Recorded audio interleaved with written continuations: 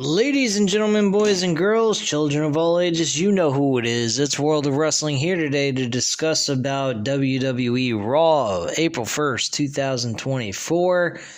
Yes, I'm delayed once again. Yeah, I know. I'm late to cover some Raw show that was good for the first hour and 30 minutes, and then the main event, and that was about the rest of the show. The rest of the show could have gone and sucked a dick for all I care. I personally did not care for the last hour or so, or last hour and 30 minutes, except for the main event because of what happened after the main event match, which ended about 8 minutes left over. Same situation as last week's episode. Rock and Roman Reigns dominated this entire show pretty much. We had a possible teaser that we were going to see the Seth Rollins and The Rock, which would have been really exciting. But unfortunately, that was not the case. We got Seth and Solo Sikoa instead in the main event of the show. Obviously, The Rock and Roman Reigns beat the shit out of Cody and Seth Rollins in the main event after the match was over. The match was a no-holds-barred match, just like the match that Cody will have if he happens to lose in the tag team match with Seth. And that's pretty much the main event of the show. So let me go into the actual dialogue here. The Rock finally brings the microphone to his lips and says, "I made that boy bleed." The crowd starts to boo. The Rock took his hands and wrapped them around Cody's head, ramming it into the bus and busting him open. There was blood on The Rock's hands. The Rock did what he said he would do and put it on the belt. The only thing missing from the belt is where the tears of Mama Rhodes should be. The crowd loudly boos, and The Rock is a man of his word and whispered to Rhodes last week that he would make him bleed, confirming that the reports were correct. That's what it was, and that's what happened. The Rock kept his word, and the Cody crybabies did not like that. They were so upset that The Rock made their hero bleed. Are there any Cody crybabies here tonight? Many in the crowd cheer and then emerge loud Rocky chants. The Rock laughs at them because there are grown adults crying over Cody Rhodes. There were some reactions that stopped The Rock in his tracks. Videos are shown on social media of children crying about the beating that The Rock gave to Cody Rhodes. Rock smirks before saying stuff like, "That breaks his heart," like it does for many. The Rock is a proud three-time girl dad. When he sees little ones crying, it breaks his heart. However, to those mommies and daddies, he wants them to put their kids in front of the TV. Uncle Rock is going to drop some gospel. He's got this thing about dropping gospel.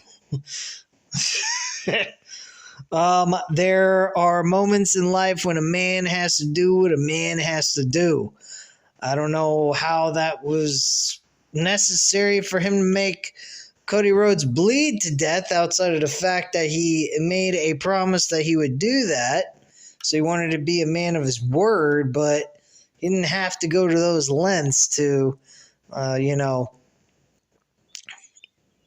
prove his point that he felt disrespected what Cody said about his family, which wasn't really all that disrespectful. He was basically saying that Roman's family would be ashamed for the way he is as a champion, and in a sense, he kind of has a point, but whatever. There are moments in life when a man's got to do what a man's got to do. There are moments in life when people talk shit that shouldn't talk shit. And yes, he did actually say those verbatim, and they were pretty much muted off. The Rock has to beat that punk ass down over and over again. A loud Rocky chant fires up again. Found it funny the crowd was cheering Rocky during the beginning of the show and booing him at the end of the show. So, I have no idea. It's very fucking abnormal, but it is what it is. Rocky asks if Brooklyn feels it. They're feeling the energy and the mania. Professional wrestling is cool. The ratings have skyrocketed because of The Rock. Tonight, they have set a record for the largest domestic gate in the history of WWE Raw. The Rock congratulates the crowd. This is the 13th consecutive televised segment. There is one reason why, because finally we are 5 days out from WrestleMania. Also, finally, the final boss has come back to Brooklyn. There are more loud Rocky chants, and The Rock says he didn't come alone. Then the undisputed champion, Roman Reigns, comes to the ring with a big ovation. Roman Reigns comes out looking very confident alongside the wise man Paul Heyman, Jimmy Uso, and Solo Sikoa. This is the 1,310th day of Reigns' championship reign. Roman Reigns will tie Hogan's record for the most WrestleMania main events on Saturday. On Sunday, he will surpass Hogan's record.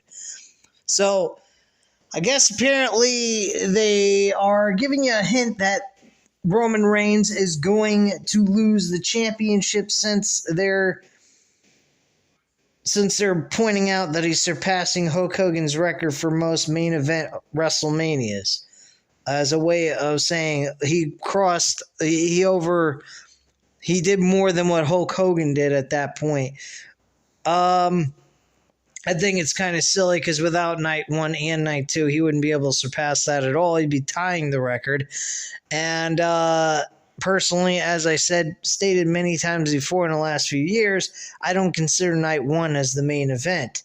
It is just the last match of night 1. But it is not the main event in my book because there's still WrestleMania going on. So in my mind, it's more like the co-main event than anything else. So in my mind, I don't think Roman Reigns has broken the record of Hulk Hogan.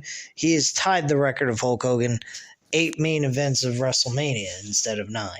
So that's just my viewpoint. I don't care how they twist it or turn it. It don't matter to me. It's all bullshit. Anyway, Heyman hands the microphone to Reigns. And Reigns says, "Brooklyn, New York, acknowledge me." Crowd continues to buzz. Reigns says if you've seen his AEW ANE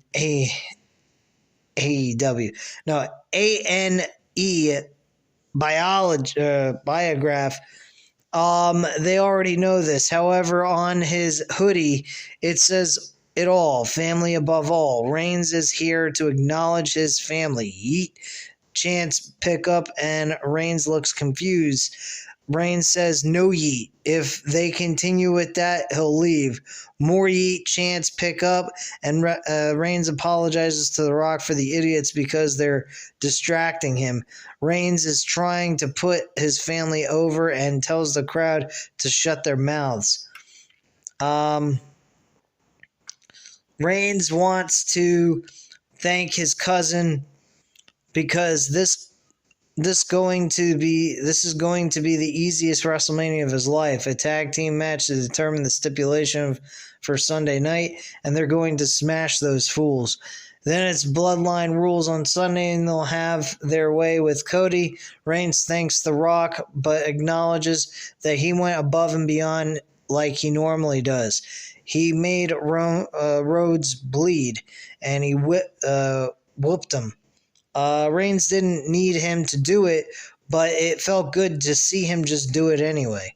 For that, Reigns thanks The Rock, doing nothing. Hold on. I lost my place. Fuck this.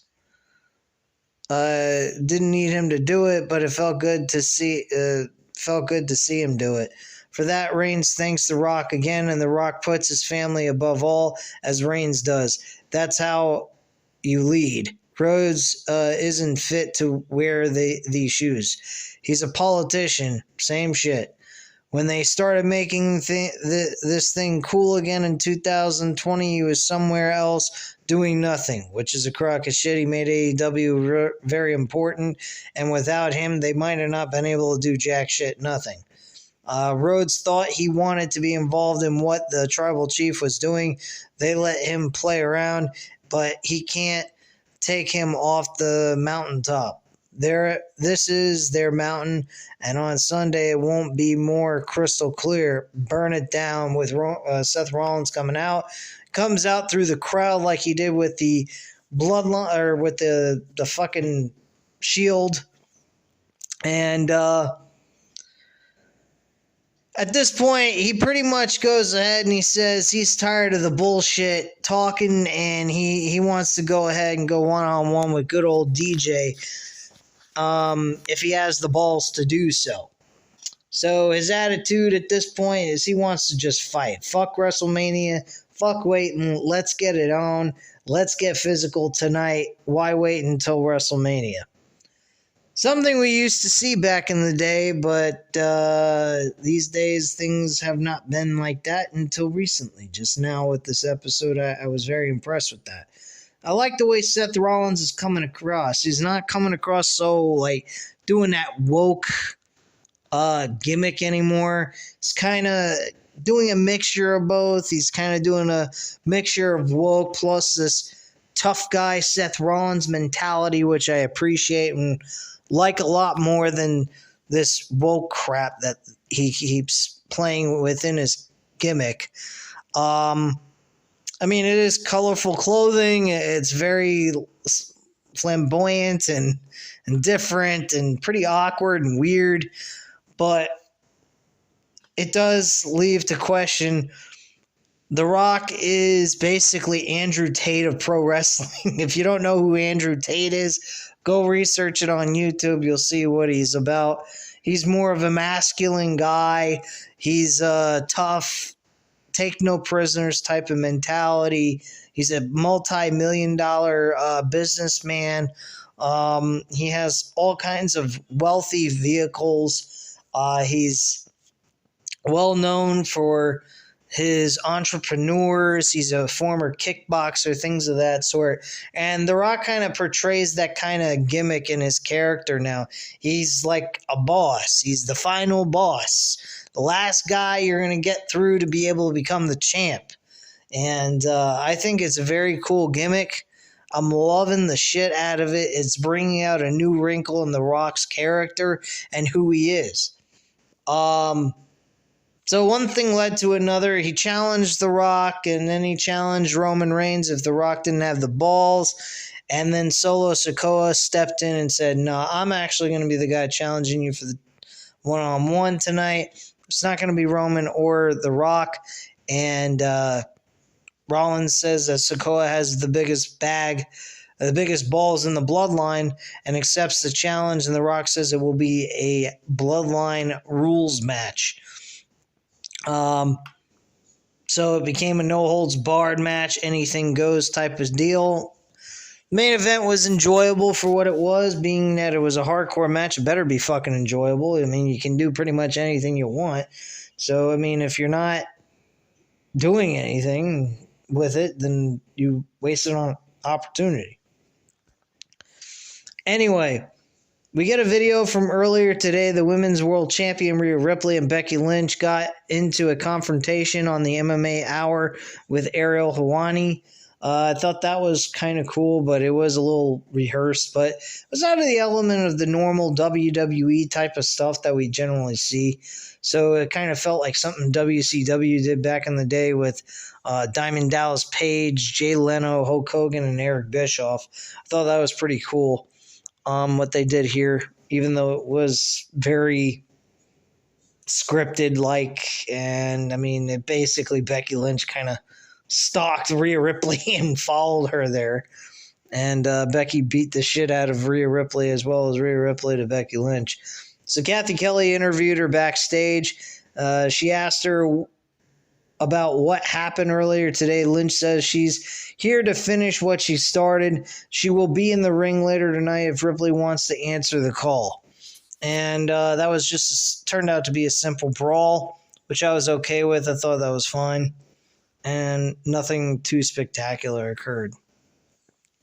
Next up, we had an 8-man tag team match, the Judgment Day, with all 4 members, Damian Priest, Finn Balor, JD McDonough, and Dominic Mysterio, going up against the New Day, Kofi Kingston, Xavier Woods, and DIY, Johnny Gargano and Tommaso Ciampa. Finn Balor and the Judgment Day actually walk away with victory, with Damian Priest picking up a thunderous choke slam, South of Heaven maneuver, along with a Razor's Edge on Tommaso Ciampa for the W for the Judgment Day. Damian Priest is looking really good. I don't know how they're going to implement him into winning that world championship with the cash-in, but they eventually got to capitalize on this idea because he is on a tear. He is quiet. There's nobody suspecting him to do this cash-in anytime soon. They may be expecting it sometime after WrestleMania.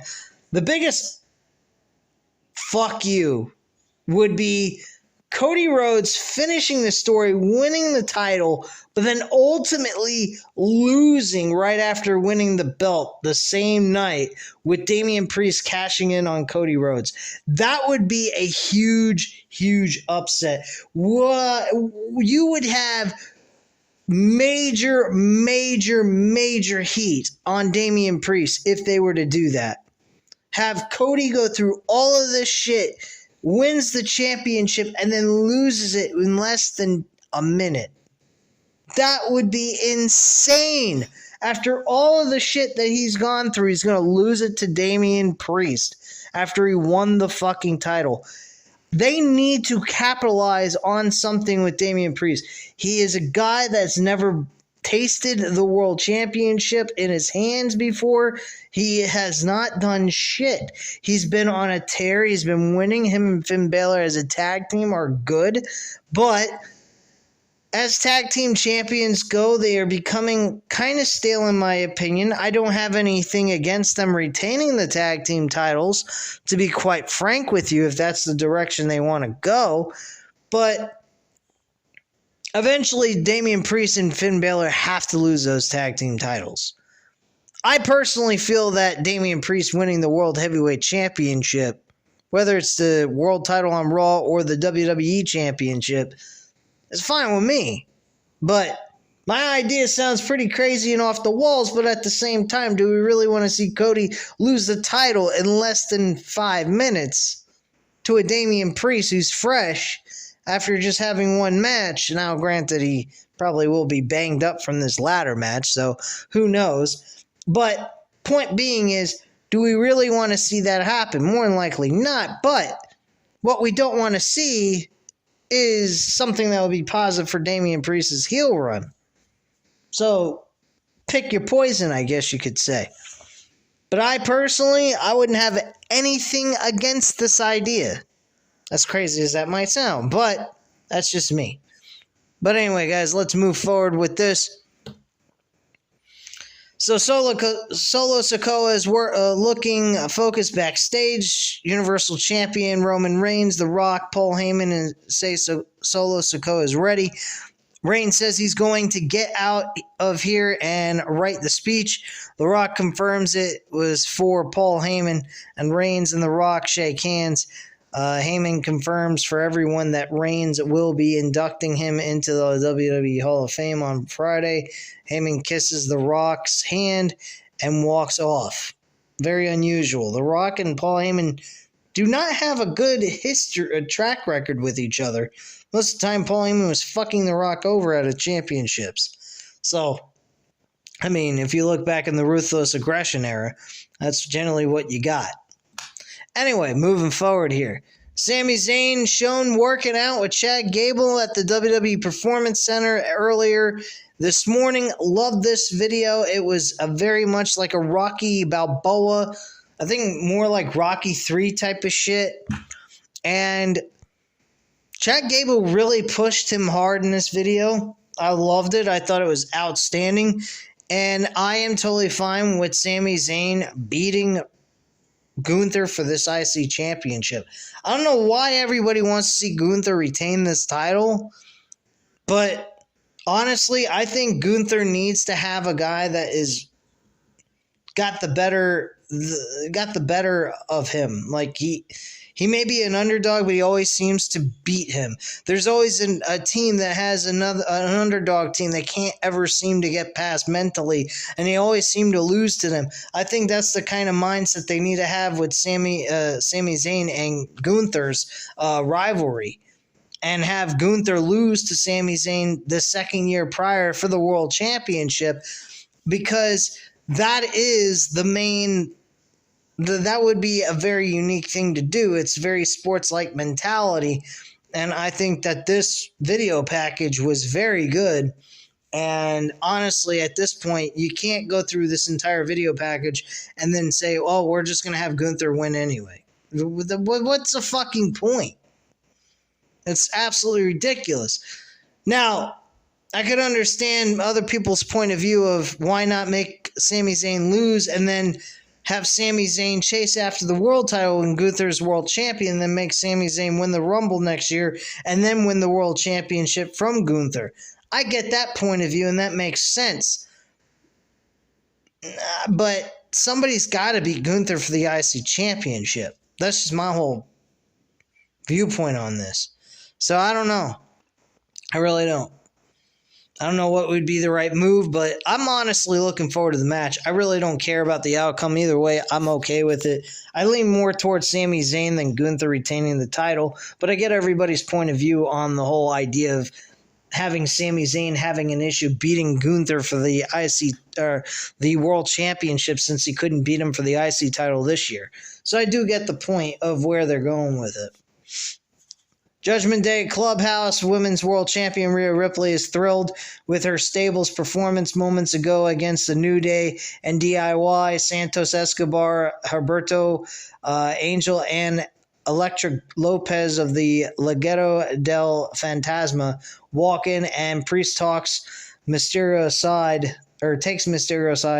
and says that Mysterio didn't say there would be visitors. He's got to cut the crap. And Rhea Ripley wasn't happy about it either, and he pretty much was saying he was sorry. It seems like there seems to be dissension among these members of Judgment Day, so we might see Dominic Mysterio go bye-bye, maybe go with Santos Escobar. We may see JD McDonough just kind of drift off into Never Never Land, and we could see Finn Balor, Rhea Ripley, and Damian Priest still be a team under the Judgment Day banner. I mean, they don't really technically have to break them up because Finn Balor, Damian Priest, and Rhea Ripley don't seem to be having their issues with each other. It's more like Dominic Mysterio and JD McDonough that are the problem and the weak links within their group. So I could understand them disbanding them from their group, but those three are the core originals of Judgment Day along with Edge, who started the whole thing. So I get the whole point of view of leaving the Judgment Day there with just those three and getting rid of the other two. That's what I would do and keep them around. They could make them into baby faces if they want to. Who knows? Anyway, Sami Zayn versus Bronson Reed. This match was decent. Definitely had a point and a rhyme and a reason for a rematch. The first match they had last week was more along the lines like Sami Zayn was kind of mentally messed up. This time he comes back and he wins this rematch, and Zayn gets the victory and all that, pretty much.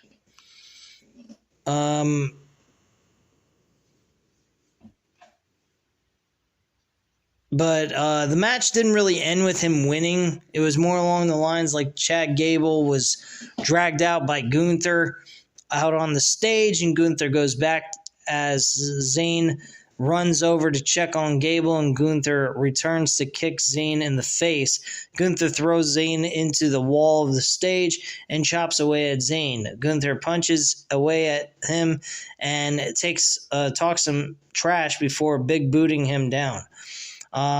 So Gunther stands over Zayn and tells him to stop dreaming. Gunther pulls Zayn back. Hold on.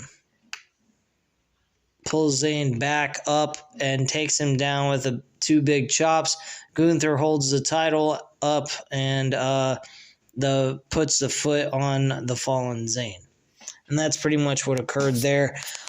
I see it as Gunther is noticing that Zayn is gaining some confidence, and this whole thing that he did was a way of bringing him down to earth, in a sense. That he's going to have to do a lot more than thinking positively and not allowing him to mentally get in his head. And pretty much just showing how physically dominant he is, and that he doesn't get in his opponent's heads. He just is physically dominant and will destroy you without a moment's hesitation. So Gunther starts to walk off, but Zayn pulls himself up to his feet, showing the heart and determination that Chad Gable wants to see, and Gunther runs over Zayn with a title shot to the skull. So yeah, Gunther is definitely trying to beat him into the ground.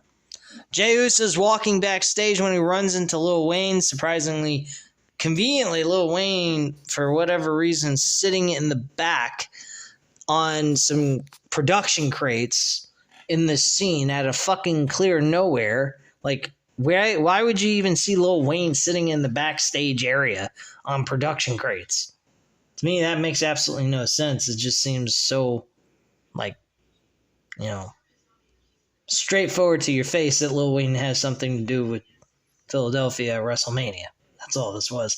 Technically, that's all it is.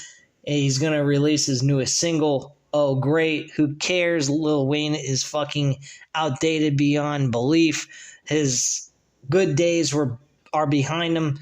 His best times were in the 2010s to 2017 or so, and that's pretty much it. I mean, his shit is not anything to cry over or get crazy about. I'm not a big fan of Lil Wayne. Haven't been since his early days. Since his early days, I haven't given two flying fucks about his music. His music's mostly garbage anyway and makes absolutely no damn sense anyhow. So, Undisputed Champion Roman Reigns will induct Paul Heyman into the Hall of Fame, and The Rock will induct his grandmother, Leah Maivia, as well. Wow. This does not sound, like a political agenda, does it? Of course not. Sure. Anyway, tag team match with Ivy Nile and Maxine Dupree versus Candice LeRae and Indy Hartwell. Did not give two flying fucks. This is pretty much where the show went off the rails and was pretty much trash from that point on. Candice LeRae is absolutely irate at ringside and shouts at Indy Hartwell for losing the match to Ivy Nile and Maxine Dupree. Earlier tonight, we get Solo Sikoa challenged Seth Rollins. It's a replay of what happened earlier in the night. The Rock and Roman Reigns will be on The Tonight Show starring Jimmy Fallon on Wednesday. Oh boy. More hype for WrestleMania. Maybe we'll see Cody and Seth Rollins be on the fucking Jimmy Fallon show to hype up the match. That'd be kind of interesting. I might check that out tonight. Anyway, backstage segment, Seth freaking Rollins is staring at his World Heavyweight Championship. Jey Uso comes up and says he'll have Rollins back the way Rollins has had his back, and yada, yada, yada. Anyway, we get a video package of Drew McIntyre standing in front of the casket closes the lid. McIntyre says CM Punk won't have a match in Philly on January 27th. The world lost the opportunity to see an out-of-shape has-been main event WrestleMania. Punk's body failed him worse than it did in the UFC. Can't believe I fucking threw that shit out there. Punk's tricep, like everyone else, wanted to be far away from him. Now we're left with a thin-skinned man who saw Jared Leto as the Joker and built a personality around it. Rollins deserves all the pain and suffering because he begged McIntyre for it. At WrestleMania, he'll take that broken down old horse behind back and put him down once and for all. Love the fucking segment. This is one segment through this boring portion of the show that I actually enjoyed, and it caught my eye and intrigued me. Ricochet versus Ivar. I got to admit, Ricochet is definitely looking good. I am loving the way Ricochet is coming across. I think Ricochet has got an opportunity, and it looks like they want to push him and make him an important factor on this show, and I greatly appreciate that because he's a good talent. He reminds me a lot of Will Ospreay on the WWE portion of their roster. So I'm all for it. Please do. Make him important.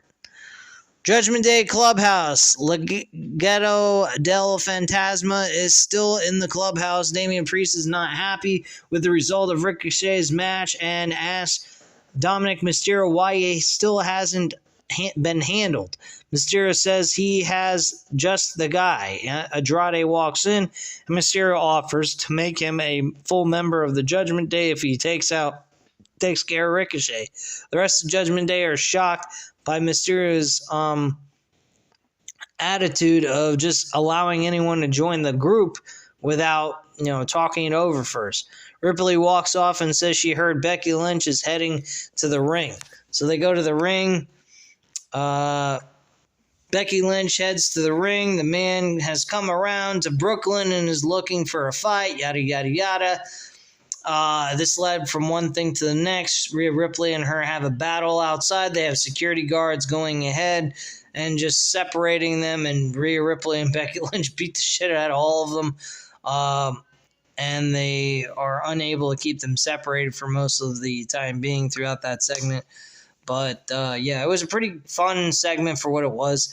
Damage Control is backstage. Dakota says Jade Cargill, Bianca Belair, and Bayley can have their moment from Friday, but they're the most dominant women in WWE. Damage Control is the future.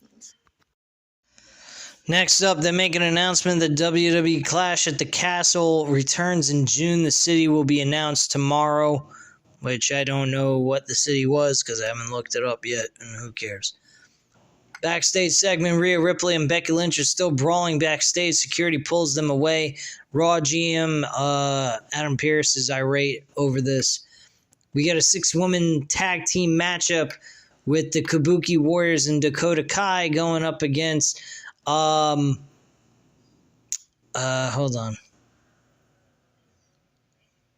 Shayna Baszler, Zoe Stark, and Tegan Nox. This was nothing. Of course, Damage Control won this matchup. Solo Sikoa is shown wrapping up his thumb backstage. WWE announces the card for WrestleMania Saturday and Sunday. Blah, blah, blah. Then we get a backstage segment. Kathy Kelly is walking with world champion Seth Rollins. She asks why he is having this match against Solo so close to WrestleMania. Rollins says he has one setting, and that is to completely empty the tank. Rollins keeps walking and walks up to Drew McIntyre. Rollins says he's not dead yet. McIntyre shouts, "Yet," which obviously we know that Rollins is losing this championship on Saturday, or on Sunday, I should say. So that should be interesting. Rollins makes his entrance, and he'll face Solo Sikoa next. So Bloodline rules, non-title match, world champion Seth Rollins versus Solo Sikoa. Very entertaining main event, typical hardcore matches and all that jazz. I believe Seth Rollins won the match. Didn't he win? Pretty sure he did.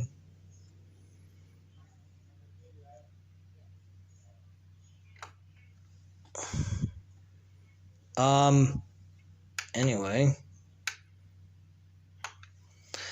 Samoan drop off the second rope through a table, blah, blah, blah.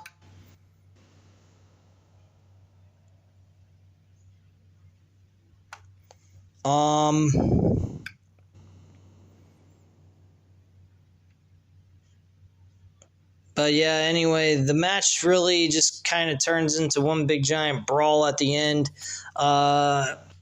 Cody comes to save Seth Rollins from the attack. He tries to do the rock bottom on the rock through the announce table, which I found absolutely entertaining to see. That got countered by Roman Reigns' interference and so forth. So they end up getting whipped to death, the both of them, and that's how the show goes off the air in a general sense. Fans were booing the living shit out of The Rock and Roman Reigns for what they were doing. I found it absolutely entertaining as hell. And I think that this was a decent Raw, nothing to cry over, though. It was a decent way of ending the show. It was a good go-away show, or go-home show. So I got to give them credit for where credit is due. And the Raw was a decent one. It just, the last hour or so did not seem all that entertaining to me. And I just did not give two flying fucks, except for the main event and what happened at the end of the show. But anyway, guys, that's all I have to say at this time. You know what to do. Hit the like button if you like this video. Hit the subscribe button if you're not already subscribed to the channel. And leave a comment down below. Definitely get back to you on that. Thank you guys very much for watching. Have a great night. Bye.